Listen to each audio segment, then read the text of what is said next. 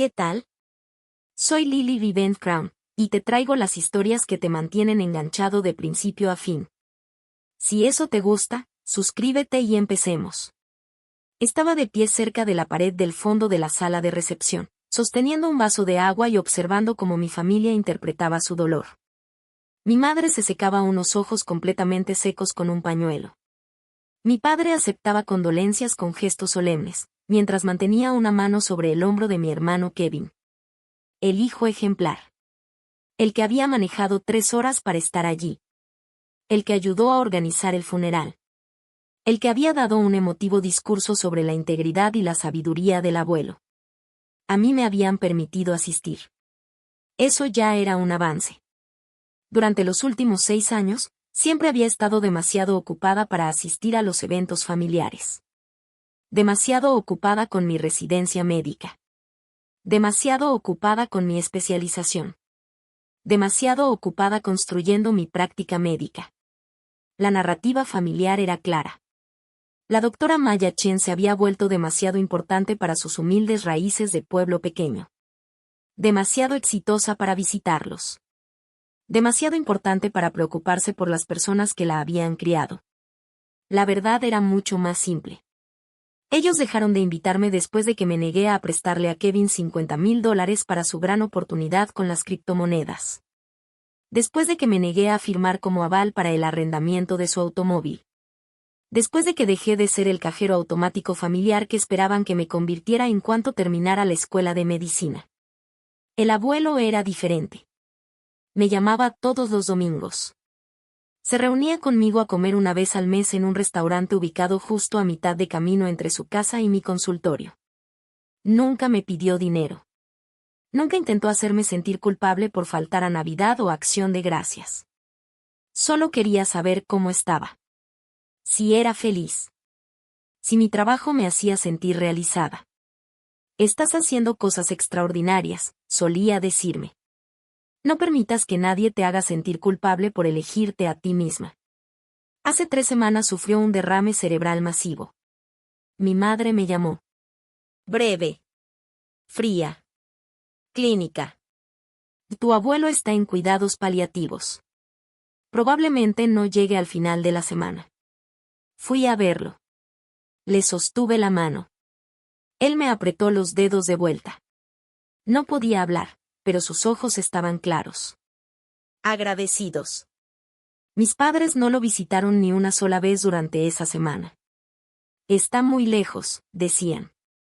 Es demasiado difícil emocionalmente. Kevin tenía una entrevista de trabajo que, según él, no podía perderse. Mi abuelo murió un martes a las 3:47 de la madrugada. Yo estaba allí. Ahora, 5 días después, aquí estábamos. La familia perfecta reunida en el dolor. Maya. Me giré y vi a la tía Susan atravesando el grupo de personas que habían ido a presentar sus respetos. Susan Chen. La hermana mayor de mi padre. La que se había mudado a Seattle hacía 30 años y solo regresaba para bodas y funerales. Había envejecido muy bien. Cabello plateado perfectamente cortado. Lentes de diseñador. La postura segura de alguien que construyó un exitoso despacho de abogados desde cero. La favorita del abuelo después de mí. Tía Susan. Dejé mi vaso de agua para recibir su abrazo. Olía a perfume caro y a confianza de sala de tribunales. Lo siento muchísimo, cariño. Sé lo cercanos que eran ustedes dos. Se apartó un poco y me observó detenidamente. Entonces su expresión cambió. Se iluminó. Era genuina. Pero felicidades. Escuché la noticia sobre la venta de tu práctica médica. Por $4.8 millones. Maya, eso es increíble. La sala no quedó en silencio de inmediato. Todo comenzó con Kevin. Estaba cerca de la mesa de aperitivos contando a unos primos segundos sobre una supuesta entrevista para un puesto ejecutivo en una empresa Fortune 500. Su voz se cortó a la mitad de una frase. Los primos voltearon a mirar. Luego fue mi madre. Estaba recibiendo condolencias de las señoras de la iglesia. El pañuelo quedó suspendido a medio camino de sus ojos. Las señoras desviaron toda su atención. Mi padre, que estaba estrechando manos con los compañeros de golf del abuelo, se congeló por completo. Literalmente se le abrió la boca.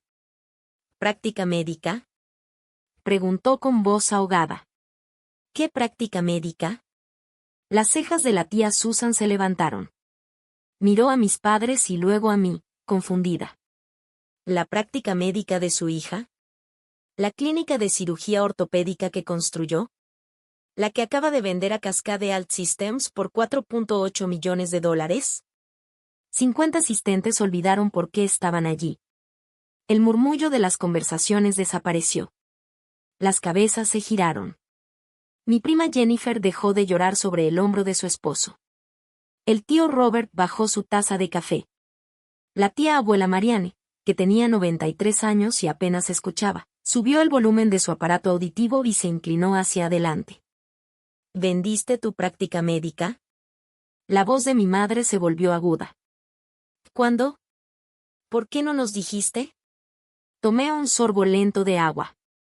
Nunca preguntaron. ¿4.8 millones? La voz de Kevin se quebró. Eso no es posible. Solo eres doctora. Cirujana ortopédica, corrigió la tía Susan con tono afilado.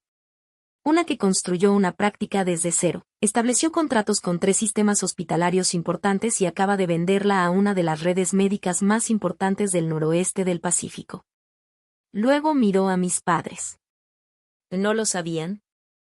¿Cómo es posible que no lo supieran? El rostro de mi padre se puso rojo. Sabíamos que era doctora, obviamente. Pero nunca mencionó. No tuvimos oportunidad, interrumpió mi madre rápidamente. Ha estado muy ocupada. Estamos muy orgullosos de ella, por supuesto. Es solo que hemos estado concentrados en los arreglos del funeral y... La venta se cerró hace 2 meses, dijo la tía Susan. Ya ni siquiera intentaba ocultar su desaprobación. Paul, Janet, su hija vendió su práctica médica por casi $5 millones hace 2 meses y ustedes no lo sabían. ¿2 meses? La voz de mi padre se volvió baja. Peligrosamente baja. Se giró hacia mí. ¿Llevas 2 meses ocultándonos esto a tu familia? Se lo conté a la familia que realmente importaba, respondí con calma. El abuelo lo sabía. La sala quedó completamente en silencio. Incluso el personal de catering dejó de moverse. El pañuelo de mi madre se arrugó dentro de su puño. ¿Qué? Almorcé con el abuelo al día siguiente de que se concretó la venta. Le llevé copias del contrato. Mantuve la voz tranquila. Conversacional. Estaba muy orgulloso. Dijo, Maya, construiste algo real. Algo que te pertenece. No permitas que nadie te lo quite. Y él lo sabía, dijo mi padre con voz apagada. Nuestro padre sabía esto y no nos dijo nada. ¿Y por qué habría de hacerlo? Preguntó la tía Susan, cortando el ambiente como un bisturí. ¿Para que ustedes pudieran pedirle dinero? ¿Para intentar quedarse con una parte? ¿Para hacerla sentir culpable y financiar el próximo negocio fallido de Kevin? El rostro de Kevin se puso rojo brillante. ¿El negocio fallido? ¿Estoy a punto de conseguir un puesto ejecutivo? Tienes 34 años y has tenido 17 trabajos en los últimos 10 años, dijo la tía Susan. Lo sé porque papá llevaba una lista. Estaba preocupado por ti. Su mirada se desvió hacia mis padres. Aunque no tanto como le preocupaba la forma en que trataban a Maya. Mi madre se enderezó de inmediato. Nosotros siempre la hemos apoyado. Le pidieron que pospusiera la escuela de medicina para ayudar a pagar la universidad de Kevin, la interrumpió la tía Susan. Tenía 22 años, una beca completa en Johns Hopkins, y ustedes le pidieron que esperara un año para que Kevin pudiera asistir a una universidad estatal sin necesidad de pedir préstamos. Los asistentes ya observaban sin ningún disimulo. Nadie siquiera fingía mirar hacia otro lado. De eso no fue así. Y no le pedimos que aplazara sus estudios, dijo mi padre rápidamente. Solo sugerimos que se tomara un año sabático, ganara algo de dinero y le dijeron que la familia iba primero, dije en voz baja. Que Kevin merecía vivir la experiencia universitaria sin la presión de las deudas y que, como yo era tan inteligente, un año no afectaría mis oportunidades. ¿Y lo hiciste? Preguntó alguien entre la multitud. Era uno de los compañeros de golf del abuelo. No. Sostuve la mirada de mi padre. Le entré a Johns Hopkins cuando me correspondía.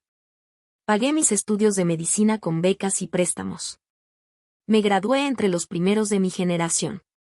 Hice mi residencia en Mass General. Construí mi práctica médica desde cero. Hice una pausa. Sin recibir un solo dólar de mi familia. Te habríamos ayudado si lo hubieras pedido, dijo mi madre. Te lo pedí. Una vez. El recuerdo seguía siendo perfectamente claro. Hace 3 años estaba ampliando la clínica y necesitaba un préstamo empresarial. El banco quería un aval familiar porque apenas llevaba 2 años ejerciendo. Les pregunté si podían firmar como avales. Solo era una firma. El préstamo ya estaba aprobado. La mandíbula de mi padre se tensó. Te explicamos que no podíamos arriesgar nuestros ahorros para el retiro. 3 meses después firmaron como avales para el arrendamiento del BMW de Kevin. Miré directamente a mi padre. Uno de $68,000 que dejó de pagar después de 6 meses. Ustedes cubrieron los $52,000 restantes para que no afectara su historial crediticio. El silencio se volvió sofocante. Kevin abrió la boca. Luego la cerró. El rostro de mi madre había perdido todo color. De cualquier forma conseguí el préstamo, continué. En otro banco, con una tasa de interés más alta, pero lo conseguí. Expandí la clínica. 3 años después, Cascade Health Systems se acercó a mí para comprarla. La oferta era buena. La negocié al alza y cerré el trato. $4.8 millones, como dijo la tía Susan. Y se lo dijiste a papá antes que a nosotros, dijo mi padre. Había algo roto en su voz. Se lo dijiste a mi padre antes que a mí. El abuelo me llamaba todos los domingos, respondí simplemente. Almorzaba conmigo. Me preguntaba por mi vida, por mi trabajo, por mis metas. Nunca me pidió dinero. Nunca intentó hacerme sentir culpable por elegir mi carrera sobre las obligaciones familiares. Miré a mi madre. ¿Cuándo fue la última vez que me llamaste solo para hablar conmigo? No para preguntar por Kevin. No para quejarte de que falté a una fiesta familiar. Solo para preguntarme cómo estaba. No respondió. Te llamé hace 4 meses para contarte que estaban considerando comprar mi clínica. Quería compartir la noticia contigo. Respiré hondo. Hablaste durante 3 minutos sobre cómo Kevin estaba solicitando puestos gerenciales y necesitaba ropa profesional. Después me preguntaste si podía prestarle unos cientos de dólares. Solo intentábamos ayudar a tu hermano, susurró mi madre. Y siempre intentaban ayudar a Kevin, respondí. Asentí lentamente. A costa mía. Mi fondo universitario, que misteriosamente desapareció cuando llegó mi turno, aunque llevaba ahorrando desde los 10 años. La fiesta de mi graduación, que cancelaron porque Kevin tenía una audiencia judicial por conducir ebrio. La celebración cuando fui aceptada en la residencia médica, en la que pasaron toda la cena hablando de que Kevin todavía estaba encontrando su camino y de que yo debía ser más comprensiva. Las señoras de la iglesia lloraban abiertamente. No por el abuelo. Por mí. La mano de la tía Susan se apoyó sobre mi hombro. Papá vio todo eso. Hablábamos de ello constantemente.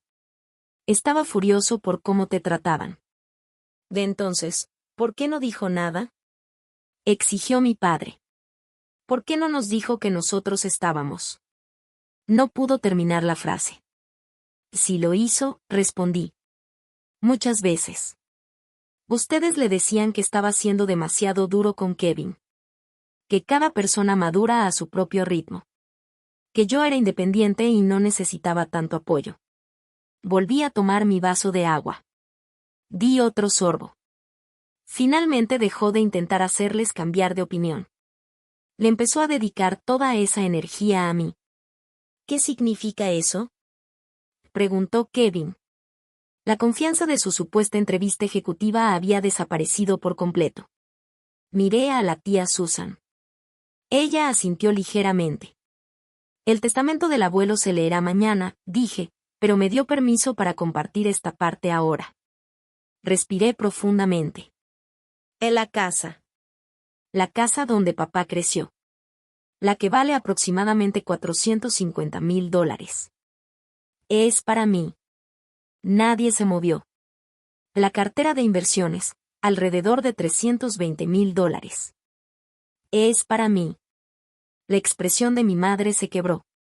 La póliza de seguro de vida. $200,000. También es para mí. Mi madre soltó un sonido ahogado, como si acabaran de golpearla. Eso no es posible. Mi padre parecía incapaz de comprender lo que estaba escuchando. Somos sus hijos. Nosotros deberíamos heredar. A cada uno de ustedes les dejó $10,000, respondí. Y una carta explicando exactamente por qué. Luego miré a Kevin. A ti te dejó $5,000 y una recomendación, que los uses para capacitarte en un oficio. El rostro de Kevin cambió de color varias veces. Eso no es justo. Su voz resonó por toda la sala. Nosotros somos su familia. Yo era su familia, interrumpí, y por primera vez mi voz se quebró. Yo era la que lo visitaba, la que lo llamaba, la que se presentaba, la que se sentaba con él en cuidados paliativos mientras estaba muriendo. Parpadeé para contener las lágrimas. ¿Dónde estaban ustedes? ¿Dónde estaba cualquiera de ustedes? Nadie respondió. Tú tenías una entrevista de trabajo, le dije a Kevin. Tú tenías planes para cenar, le dije a mi madre. Tú tenías un torneo de golf, le dije a mi padre. Tragué saliva con dificultad. Y el abuelo murió solo, excepto por mí sosteniéndole la mano, escuchándolo luchar por cada respiración. Las lágrimas llegaron entonces. Ya no intenté limpiarlas. La psique sí, me lo dejó todo porque fui la única que lo trató como si realmente importara. La sala de recepción quedó completamente en silencio, salvo por algunos sollozos ahogados. La tía Susan me abrazó. Te quería muchísimo, Maya. Estaba tan orgulloso de ti. Lo sé, susurré. Mi padre estaba congelado, con el rostro pálido como el papel. Mi madre lloraba con las manos en la cara. Esta vez eran lágrimas reales. Kevin parecía a punto de vomitar.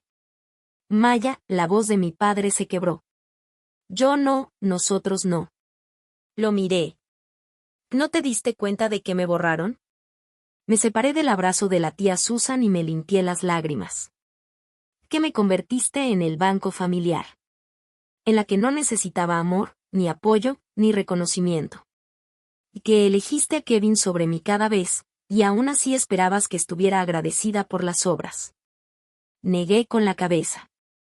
Y el abuelo sí se dio cuenta. Por eso su testamento es como es. ¿Podemos hablar de esto? Preguntó mi madre. ¿En privado? ¿Como familia? Solté una risa amarga. Estamos hablando en privado, dije. Solo con 50 testigos. Hice una pausa. Algo así como cuando me pidieron dinero frente a 30 personas en mi celebración de aceptación a la residencia médica. Ella se estremeció. Dejé el vaso de agua en una mesa cercana. Voy a despedirme del abuelo una vez más, y me voy a ir. El abogado del patrimonio los contactará mañana para la lectura del testamento. La tía Susan tiene mi información si necesitan algo legal. Miré a todos uno por uno. No me pidan dinero. No me pidan ayudar a Kevin. No me pidan que lo reconsidere ni que comparta la herencia.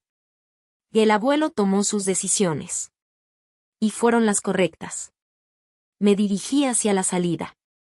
Maya, espera. La mano de mi padre me sujetó el brazo. Miré su mano, y luego su rostro. Suéltame. Lo hizo de inmediato. ¿Alguna vez te preguntaste por qué dejé de ir a los eventos familiares? Pregunté en voz baja. ¿Por qué siempre estaba demasiado ocupada? Levanté la mirada. Y no era el trabajo. Eran ustedes. Y cada visita era un recordatorio de que no era suficiente. De que Kevin era la prioridad. De que mis logros no importaban a menos que pudieran servirle a él. Respiré hondo. Construí una práctica médica de $4.8 millones, y ustedes ni siquiera lo sabían porque nunca preguntaron. Nunca les importó lo suficiente como para preguntar. Los ojos de mi padre se llenaron de lágrimas. Eso no es cierto, si nos importaba. Negué lentamente. Les importaba lo que yo podía hacer por ustedes, dije. No quién era yo. Del abuelo sí se preocupaba por quién era yo. Esa es la diferencia. Y me fui. Detrás de mí escuché a mi madre llorar con fuerza. A Kevin discutiendo con alguien. Y el murmullo de 50 personas que acababan de ver cómo una familia se desmoronaba en tiempo real. La tía Susan me alcanzó en el pasillo. ¿Estás bien? No, respondí con honestidad. Pero lo voy a estar. Me dio una tarjeta de presentación. Mi despacho maneja herencias. Si tus padres intentan impugnar el testamento, y lo harán, llámame. Te representaré pro bono. ¿Van a impugnarlo? Ella soltó una sonrisa fría. Acaban de descubrir que su hija autosuficiente heredó millones, mientras ellos recibieron 10,000 cada uno. Claro que lo van a impugnar. Luego su expresión se suavizó. Pero el testamento del abuelo es sólido. Yo lo ayudé a redactarlo. Miré la tarjeta. ¿Tú sabías todo esto? Sabía la mayor parte. Él me llamó muchas veces. Me mostró documentación. Años de registros. Su voz bajó un poco. Quería asegurarse de que estuvieras protegida. Que cuando él ya no estuviera, alguien hubiera dejado prueba de que te vio, te valoró, y creyó en ti. Las lágrimas regresaron. Esta vez no las detuve. La tía Susan me abrazó otra vez. No estás sola, Maya. Nunca lo estuviste. Tu abuelo se encargó de eso. La lectura del testamento ocurrió como se esperaba. Mis padres lo impugnaron. La tía Susan me representó. El juez revisó toda la documentación, 10 años de registros de llamadas, recibos de comidas, visitas al hospital. Y una carta de 20 páginas del abuelo explicando exactamente por qué había estructurado su testamento así, y desechó la impugnación en 15 minutos. Kevin nunca consiguió ese puesto ejecutivo. La última vez que supe de él, trabajaba en una tienda minorista y vivía con mis padres. Mis padres enviaron un solo correo 3 meses después del funeral. Lo sentimos. Queremos arreglar esto. Por favor, llama. No respondí. Algunas relaciones no se pueden salvar. Algunas familias solo son personas que comparten ADN. Y algunas herencias no se tratan de dinero. Se tratan de validación. De la prueba de que alguien vio la verdad cuando todos los demás decidieron mirar hacia otro lado. El abuelo me vio. Y eso vale más que $4.8 millones. Eso vale absolutamente todo.